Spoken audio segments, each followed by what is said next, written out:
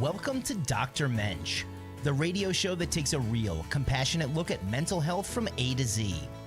Join child and adolescent psychiatrist Dr. Gil Lichtshine each week as we explore topics that matter: autism, ADHD, anxiety, depression, OCD, schizophrenia, behavioral challenges, neurodevelopmental disorders, and more. No stigma, no judgment. Just honest conversations, new therapies, breakthrough treatments, and real solutions for real people. Mental health is not a weakness. It's a treatable medical condition, and help is available. Join the conversation now by calling the studio at 888-994-4995, Studio A. This is Dr. Mensch, where hope and healing begin.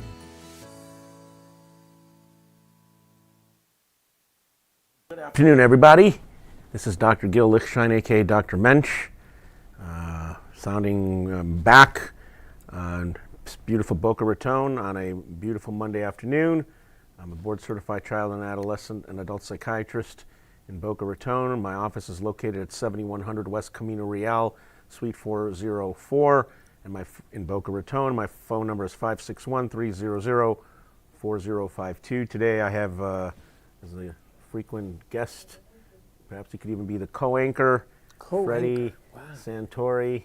I like that. Or co-host or co-anchor. You know what's coming. What? Football, baby. That's right. And today's the first day of public schools in Broward and Palm Beach counties. So happy first day of school to tens of thousands of students out in the two counties. Miami-Dade starts on Thursday. Let's see, what else? It's already August 10th. This year is flying by. 1 month to go till peak of the hurricane season. And I'm trying to think of what's been big in the news in the last week or so is what's going on in the WNBA. Oh man, this is sad news. Which, to me, it's I don't know, I'm speechless. But it all started, and I brought out a little bit about this last week. It all started back about a month ago when a player on the Indiana Fever named Sophie Cunningham, was asked, or I don't know in the context if she made a statement or was asked, and what she said is that she supports protecting women and girls in female sporting events or female sports leagues, and as opposed to the idea of trans women being playing in women's sports. She didn't say anything about hating trans or being anti-trans or hating or being prejudicial against trans. She just says that I'm a proponent for protecting women's sports and that trans women should not participate. That's all she said in women's sports. She didn't, express any bigotry or prejudice against trans. But over this past month, this media that we deal with, both the news media, the sports media, sorry to say I may offend some people, but the fact is the sports media, especially ESPN and some of its recent or former anchors and employees are very left-leaning, and so is the mainstream legacy media. And so they've taken this to the next step and really blown this out of proportion to the point where they're calling Sophie Cunningham a racist or a bigot, anti-trans, anti-this, and nowhere that's far from the truth. She never said anything that even suggested or hinted or implied that she was a trans hater, whatever word you want to use. But the media has gone with this narrative, and this has really exploded. And then it's gotten to the point where now several WNBA coaches have come out saying we're an all-inclusive league, we would welcome trans people in the league. Players have said the same thing. And, it's made me wonder, these people really mean this? Is this all a publicity stunt? Do they really understand what they're saying? Do they really understand what Sophie Cunningham was saying in terms of what she meant to protect women and girls and what, they've worked hard to achieve certain things, and then all of a sudden have someone who's a biological male, who was born male, who is still biologically a male, no matter how much estrogen they take, they are still 46XY. They are male genetically and biologically to come and play in their sport and certainly dominate. So the media is really taking this, to the next level. And then a few days ago, Indiana, I don't even remember what team they were playing, because I'm not really into the WNBA, but this has kind of gotten my curiosity, this kind of nonsense, which to me is, the WNBA is seems like a travesty, and they're just making a fool of themselves. But apparently the other day in a game, Sophie Cunningham was apparently clotheslined.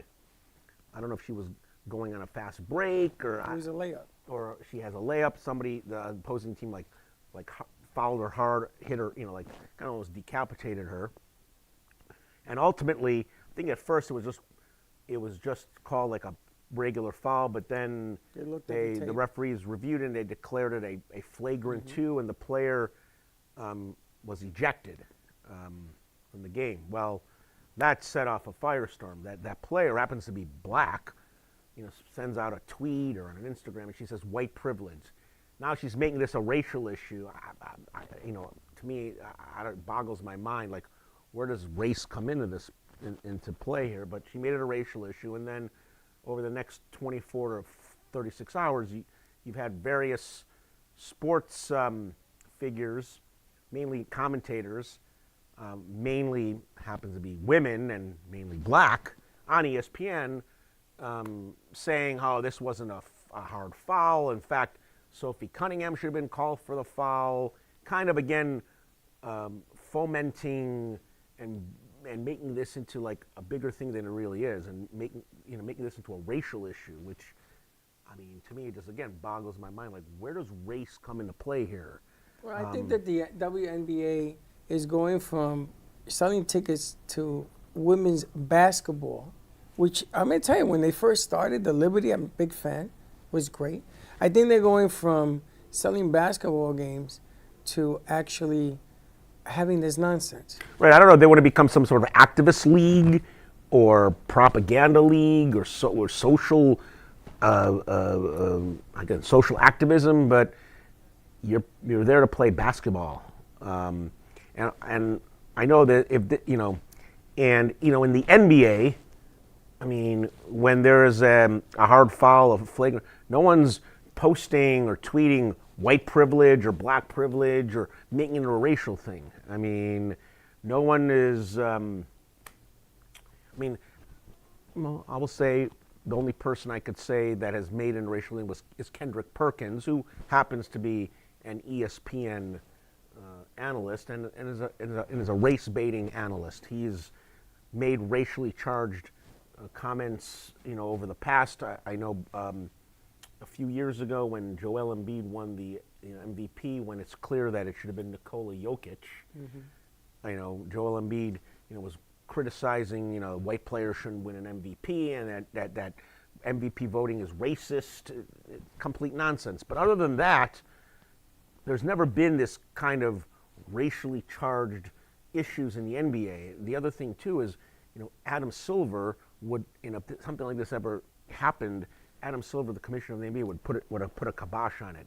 You have it in the WNBA. Where's the commissioner of the WNBA and all this? Kind of trying to put some common sense, rational pragmatism.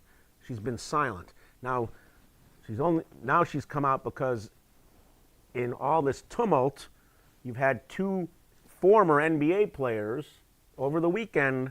One was Enes Kanter, who was actually, I believe, the number 3 pick in the 2011 draft.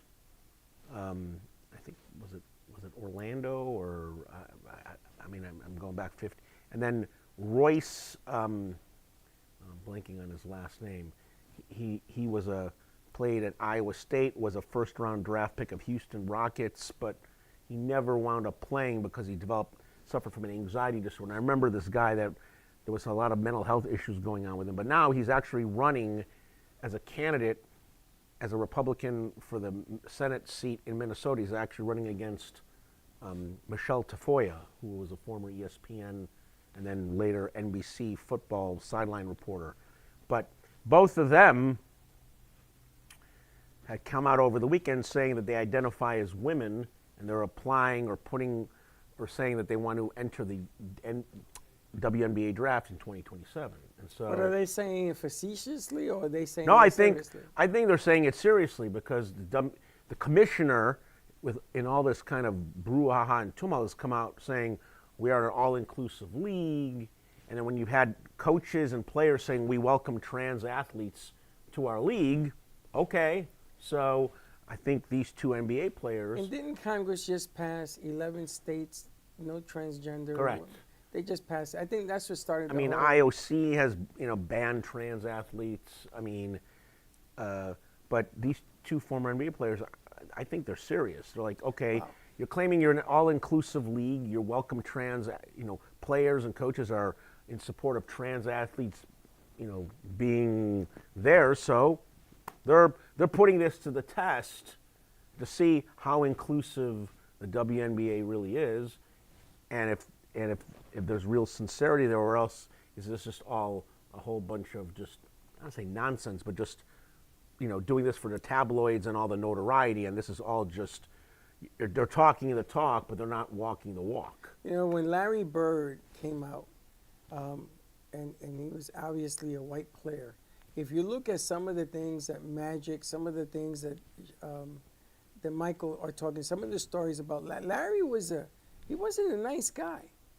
He was not a nice guy in the court, but he says he was under a lot of pressure to be as big or better. So he used to say he was better than these guys. But you didn't see that whole white black thing. They didn't do that. They didn't do it that way. I mean, this player on, I don't know if it was the Washington team or whatever team that played Indiana, I think it was on Saturday, that basically, did the same thing to Sophie Cunningham. I remember that Kevin McHale did to Kurt Rambis in I think it was the '84 NBA Finals. I saw that game. I mean, back then, actually, I think Kevin McHale was just called for regular foul. He wasn't even ejected or suspended. Yes, but the flagrants weren't like they are now. No. You can't step on somebody's ankle or foot. So that was a hard foul. Yeah. And to make it into a racial issue, like white privilege, like what? I don't understand. WNBA doesn't need it. They don't need that. They're going up in it's attendance. Like the WNBA, you have Caitlin Clark, attendance is growing. Do you really want this, I don't even know what to say. Like, what do you need this kind of negative publicity? You got some of these players who are making this into something that it isn't. You're misconstruing. Well, I'm not saying it's a WNBA, but it's certainly the media, and that's doing this, fanning the flames. But the WNBA is not doing anything to kind of shut it down. Like, okay, enough with the Sophie Cunningham. That's right. She said what she said. This is what she said. She didn't say this. She didn't say that. The media, you need to stop with this nonsense. Stop making this into a racial issue or this or that.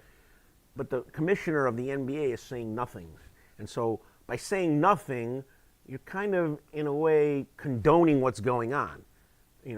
It's kind of like similar, like, all this happened. Well, I didn't know. Like, or I was just following orders. Like, that's not, that doesn't work all the time. Let me ask you a question. The NHL, their contract is not as big as anything else either. Is it because of the fighting? I mean, you don't want to have kids watch adults fighting on ice. Even though when you go to the arena, everybody hopes there's a fight, which is craziness. So you're selling violence as opposed to selling the game. Well, I mean, the NHL has cracked down on fighting. They have to. It's so much different now than it was 20 years ago. But they have to. I agree. Because look what's happening. We have enough violence outside the game. Right. And on that note, we'll take a brief commercial break. What happens when the mind of a healer crosses over into the darkness of the human soul? From authors David Icovetti, Dr. Gil Lichtshine, and Yolanda DeLuca comes a chilling psychological thriller, Dr. Mensch, A Prescription for Evil. This gripping novel follows a respected Boca Raton psychiatrist who secretly descends into madness, transforming into a modern-day king of the underworld. Inspired by true events and Dr. Gil's childhood connection to a mob family, this story blurs the line between sanity and evil, genius and destruction. Unforgettable, disturbing, impossible to put down. Get your copy today on Amazon.com. Dr. Mensch, A Prescription for Evil, a 2020 psychological crime thriller. You're listening to Dr. Mensch with child and adolescent psychiatrist Dr. Gil Lichtshine. For a copy of his powerful new book, Dr. Mensch's Prescription for Evil, visit Amazon.com.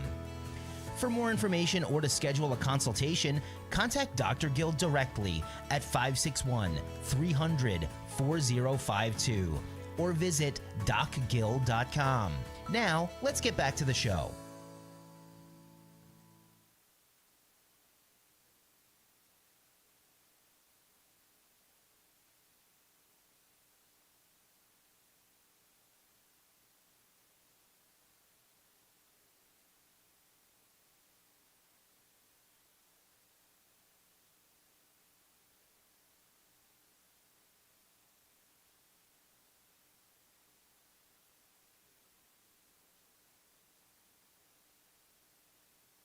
Commissioner has really done nothing to, kind of put a kibosh, and it's almost as if maybe they want this. It sounds like that's what they're selling. Yeah. And it's like, is this what you're selling? I mean, you're not selling women's professional basketball. You're not touting the hard work and the hard work ethic that these women have gone through to get where they are. Caitlin Clark, I just know Caitlin Clark, but Sabrina Ionescu, or what's her, Paige Buchers.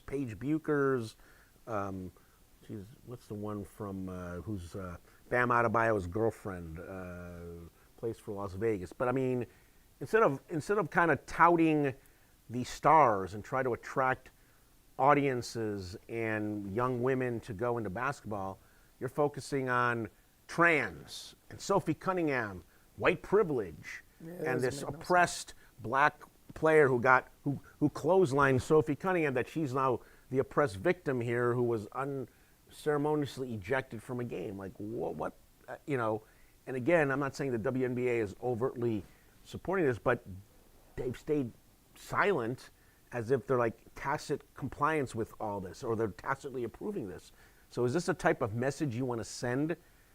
And then if you're saying you're an all-inclusive league, that we welcome trans athletes, and you have a coach wearing "trans belong here," and you have a player on Golden State saying, "I will welcome a trans player." Okay, you're opening yourself up to a Pandora's box. Yeah. So now you got Enes Kanter and Royce White, that's who it is, both saying, you know what, we identify as women, and we are now going to enter the WNBA draft for May 2027.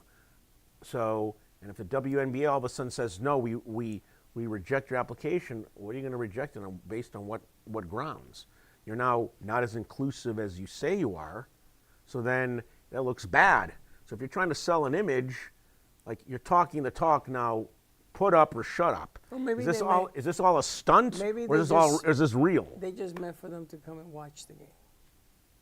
Because I'll say this, Enes Kanter, Royce White, Enes Kanter 6'11", like 260. And Royce White, I believe, is 6'8", 270. I mean, yes, Enes Kanter's been out of the league for, I believe, 4 years. He was kind of blackballed by the NBA because he's from Turkey. He's against the president of Turkey. He's spoken openly against the president. I think he's also more conservative, so I think he's gotten some blackballed. So he hasn't played in the NBA since, I believe, 2022. Royce White really, I think, only played 3 games for the Sacramento Kings, but nonetheless, they come to the WNBA and they're going to dominate. Yeah, but you don't let them in.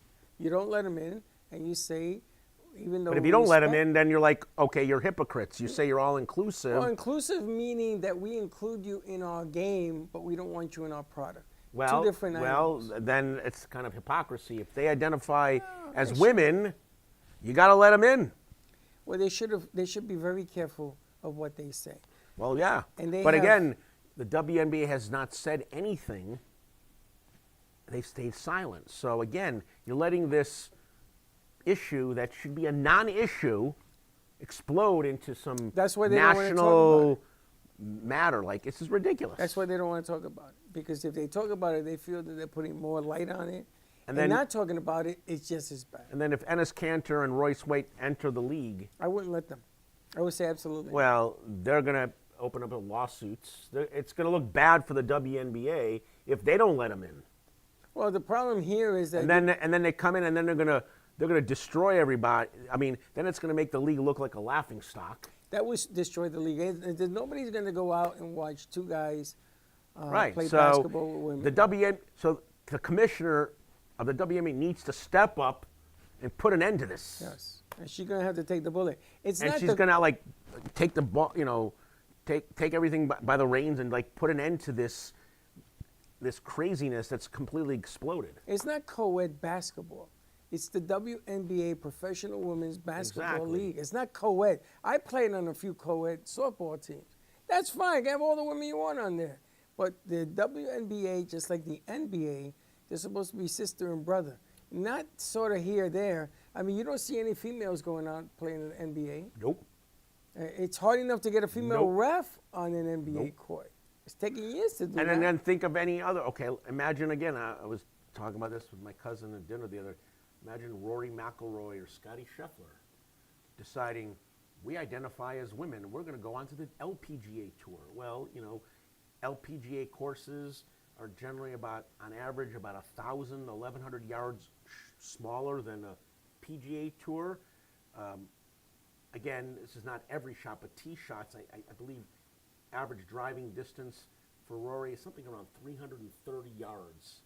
Okay, he's going to get on the green on almost every hole in a women's tournament. I mean, he would go to the LPGA and win every tournament by at least 20 shots. And who wants to see that? I wouldn't want to see it. I know in Major I mean, League, the match, the tournament will be over after the first day. He'll be up by 10 shots. It's done.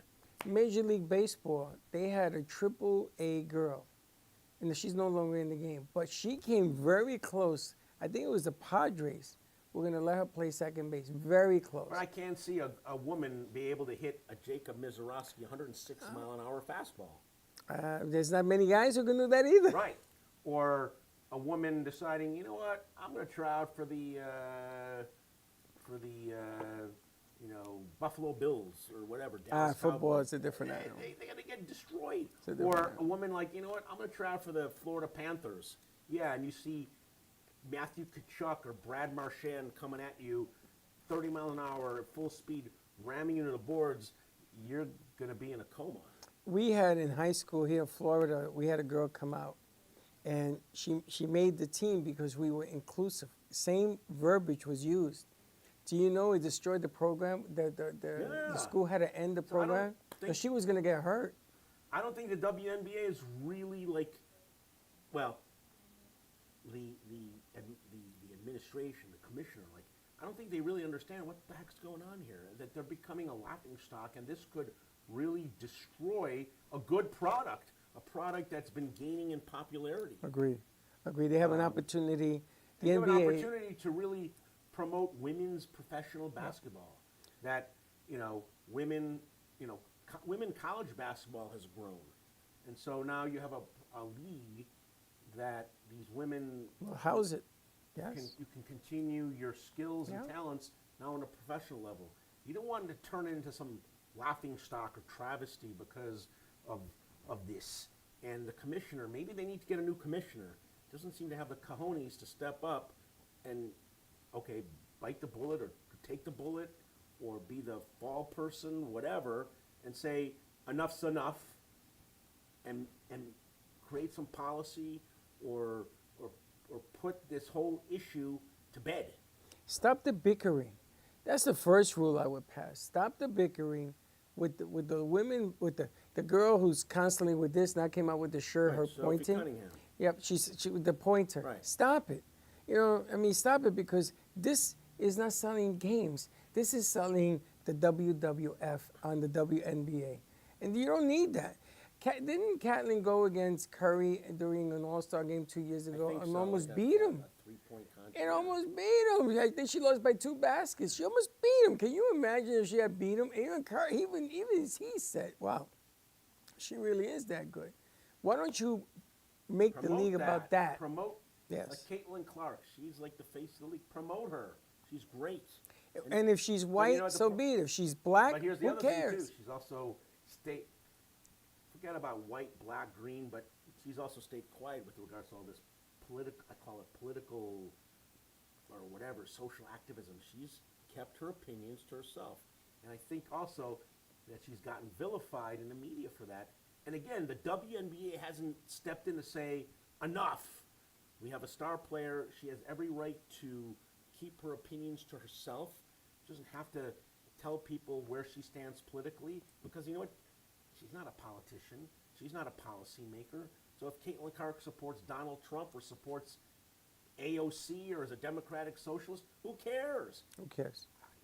If Caitlin Clark today announced, I'm a Democratic Socialist and I'm going to vote for Abdul Al-Sayed, in Michigan, like, is that going to all of a sudden cause some sort of revolution or change the results of the election? No. Who cares? Keep it out of the game. She wants game. to keep it to herself and say, I'm an athlete and I'm here focused on playing basketball. That's what I'm going to talk about. Good for her. But the WNBA is not supporting that. Keep it out of the game. In some ways, they're kind of trying to support players being activists, and even when it comes to taking these extreme or real fringe positions, whatever side, right, left, whatever the WNBA is just like letting it happen. And then when you have a player of a star caliber like Caitlin Clark who wants to stay silent, the media vilifies her, and the NBA doesn't step in to support star players that are bankrolling your league and promoting it to make it like, hey, television exposure, revenue. I mean, isn't that what you want? That's your future. That's your future. Right. This is your future. You want your business to be seen as something legitimate. Support all your players. Doesn't matter whether they're activists or not. Keep your mouth shut and just stick to the game. Right. I remember Laura Ingraham said that a few years ago to LeBron, shut up and dribble. She got vilified for that. No, she's right. These players should stick to what they're good at. Where they stand politically is not going to change the outcome of some election. All right, we gotta go. Yes, we do. Good stuff. Yes, this has been another exciting episode of Dr. Mensch. I'm Dr. Gil Lichtshine with We got football Friday. Yes. We With gotta my talk partner about in this crime, Freddy Santory. Next game, baby. We'll be back next Monday. Have a great week. Thank you for joining us for Dr. Mensch with Dr. Gil Lichtshine, helping you navigate the world of mental health with clarity and care. If you or someone you love needs support, you're not alone. Treatment works and recovery is possible. To schedule a consultation or discuss non-medication therapies, personalized treatment plans, or psychiatric care, contact Dr. Gil directly at 561-300-4052 or visit docgil.com. You can catch us each week on South Florida Oldies Radio and streaming across all social platforms. Until next time.